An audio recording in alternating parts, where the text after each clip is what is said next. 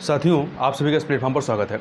यहाँ पर हम लोग यूपी पीसीएस मेंस 2022 की जो मुख्य परीक्षा होनी है उसके लिए कुछ महत्वपूर्ण टॉपिक्स देख रहे हैं। और ये जो टॉपिक्स हैं ये आपके क्रॉनिकल की जो करंट अफेयर की मैगजीन आती है, तो इसका जो सितंबर 2022 का जो अंक प्रकाशित हुआ है उसमें 100 ऐसे टॉपिक्स दिए गए हैं जो आपके जीएस, जो 4 जीएस के पेपर होते हैं, उन 4 जीएस के पेपरों से संबंधित 100 टॉपिक्स को दिया गया है।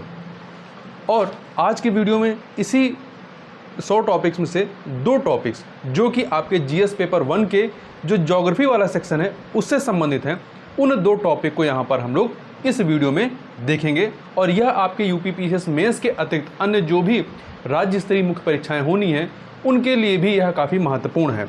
तो चलिए प्रारंभ करते हैं। पहला टॉपिक है अर्बन हीट आइलैंड, कारण, प्रभाव और समाधान के संबंध में चर्चा करेंगे। तो देखिए, दिल्ली के संदर्भ में स्कूल ऑफ एनवायरमेंटल स्टडीज़ तथा national institute of urban affairs द्वारा किए गए अध्ययन में दिल्ली के विभिन्न क्षेत्रों में बढ़ते तापमान के लिए अर्बन हीट आइलैंड की घटना को उत्तरदायी माना गया है। किस इंस्टीट्यूट ने ये अध्ययन किया है? स्कूल ऑफ एनवायरमेंटल स्टडीज़ तथा national institute of urban affairs ने। ठीक है, इन 2 संस्थानों ने किया है। अब बात आती है कि अर्बन हीट आइलैंड होता क्या है। तो देखिए, सामान्य परिस्थितियों की तुलना में जब ग्रीष्म ऋतु में आसपास के क्षेत्रों के विपरीत शहरी क्षेत्रों के तापमान में अत्यधिक वृद्धि हो जाती है तो इस स्थिति को शहरी उष्माद्वीप अथवा अर्बन हीट आइलैंड कहा जाता है या के रूप में परिभाषित किया जाता है। इसे एक स्थानीय और अस्थायी घटना के रूप में, ठीक है, इसका प्रभाव स्थानीय क्षेत्र में होता है और यह एक अस्थायी घटना है, कुछ समय बाद यह समाप्त हो जाती है, अस्थायी घटना के रूप में वर्गीकृत किया जाता है। इस स्थिति में अन्य क्षेत्रों की तुलना में शहरी क्षेत्रों का जो तापमान है वो 3 से 5 डिग्री सेल्सियस अधिक दर्ज किया जाता है। अर्बन हीट आइलैंड की उत्पत्ति के कारण क्या हैं? इन कारणों की बात करें तो आप यहाँ पर 4 कारणों के बारे में बात करेंगे। तो पहला है वनस्पति आवरण में कमी। देखिए, वनस्पतियाँ क्या होती हैं? वाष्पोत्सर्जन, इवेपोरेशन के माध्यम से तापमान को नियंत्रित करती हैं।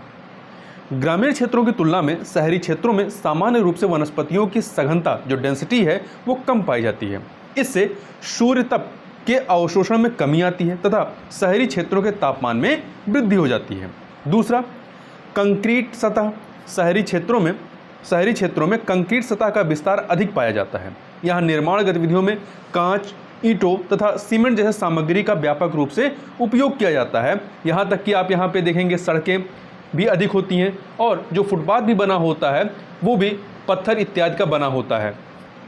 तो इससे सूर्य तप के अवशोषण को बढ़ावा मिलता है तथा स्थानीय स्तर पर तापमान में वृद्धि हो जाती है। तीसरा कारण है वायु के वेग में कमी। लगभग सभी शहरी क्षेत्रों में निर्मित बहुमंजिला इमारतों के कारण जो स्थानीय पवनें होती हैं, इन स्थानीय पवनों के वेग में कमी आती है। इससे संवहन क्या होगा? जब वेग अधिक होगा तो संवहन अधिक होगा, वेग कम होगा तो संवहन की प्रक्रिया धीरे होगी। तो इससे संवहन द्वारा होने वाला शीतलन प्रभाव कम हो जाता है तथा तीव्र गर्मियों के लिए आदर्श स्थितियाँ उत्पन्न हो जाती हैं। इससे भी आपका अर्बन हीट आइलैंड की उत्पत्ति होती है। चौथा है आपका उपभोक्तावादी जीवन शैली। कैसे? शहरी क्षेत्रों में रहने वाले लोगों की आय अपेक्षाकृत ग्रामीण परिवेश से अधिक होती है। इससे लोग एयर कंडीशनर, कार तथा जीवन को आसान बनाने वाले अन्य उपकरणों का व्यापक रूप से उपयोग करते हैं। इन सभी उपकरणों में ऊर्जा की अधिक खपत होती है तथा इनसे क्या होता है? प्रदूषण होता है और चूँकि कार्बन डाइऑक्साइड इससे उत्सर्जित होती है तो जो कि ग्लोबल वार्मिंग का एक बहुत बड़ा रीजन है और तापमान में वो वृद्धि करता है। तो इस प्रकार से ये कुछ कारण हैं जो कि अर्बन हीट आइलैंड की उत्पत्ति के कारक हैं। अब इसका प्रभाव क्या होता है? यदि इसके प्रभाव की बात करें तो पहला, अर्बन हीट आइलैंड की स्थितियों के निर्माण से शहरी सूक्ष्म जलवायु एवं स्थानीय मौसम संबंधी स्थितियां व्यापक रूप से परिवर्तित हो जाती हैं। इसके कारण यहाँ तापमान एवं वर्षा के प्रतिरूप में परिवर्तन देखने को मिलता है। दूसरा, अर्बन हीट आइलैंड की स्थिति में तीव्र गर्मियों के कारण शहरी क्षेत्रों में ऊर्जा की खपत, प्रशीतन और वातानुकूलन में क्या होगा? वृद्धि होती है। लोग अधिक एसी चलाएंगे, अन्य जो उपकरण है उसका इस्तेमाल करेंगे जिससे वो अपने आप को ठंडा रख सकें।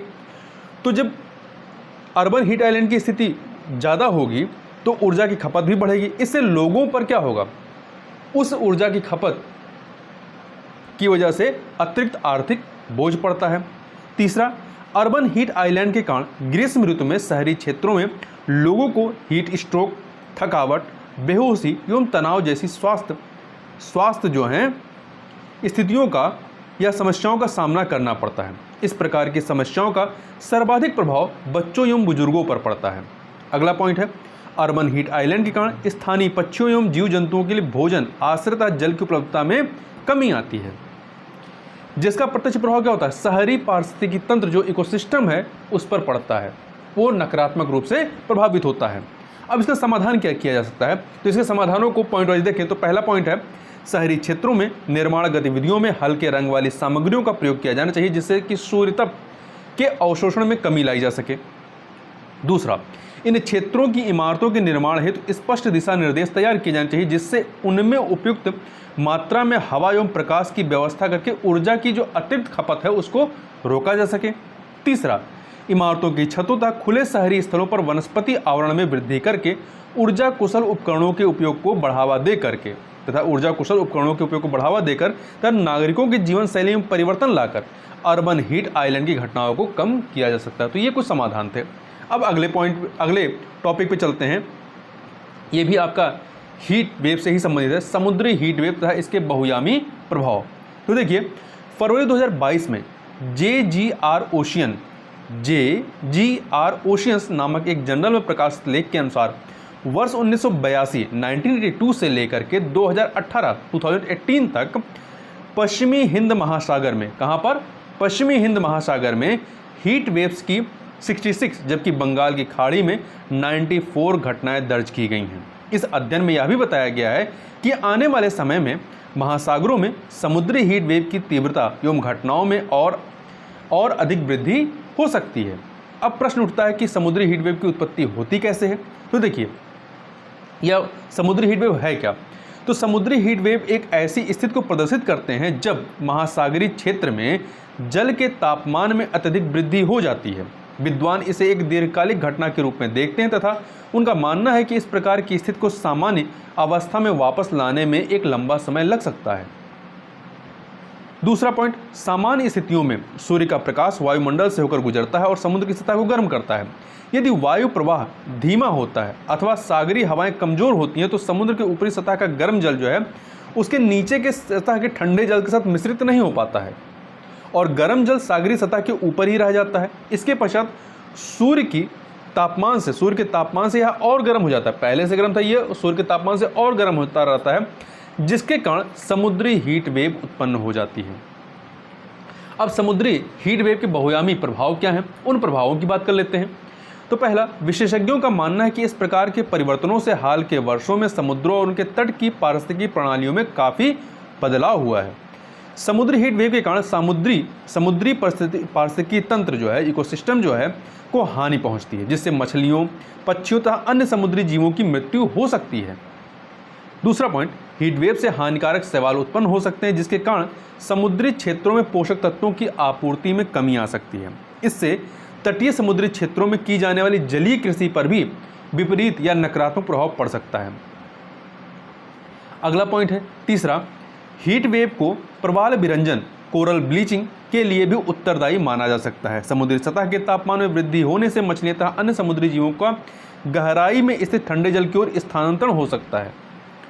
चौथा पॉइंट है, भारत जैसे लंबी समुद्री सीमा रेखा वाले देशों में तटीय क्षेत्रों में शुष्कता में वृद्धि हो सकती है। इस समुद्री हीट वेव की वजह से इसका प्रभाव मानसूनी हवाओं एवं वर्षा की मात्रा पर पड़ सकता है। ग्लोबल वार्मिंग की घटना के साथ मिलकर हीट वेव की स्थिति वैश्विक जलवायु दशाओं में व्यापक परिवर्तन ला सकती है। तो इस प्रकार से इस वीडियो में ये दो टॉपिक थे। तो इस वीडियो में बस इतना ही, मिलते हैं नेक्स्ट वीडियो में, तब तक के लिए बहुत बहुत धन्यवाद।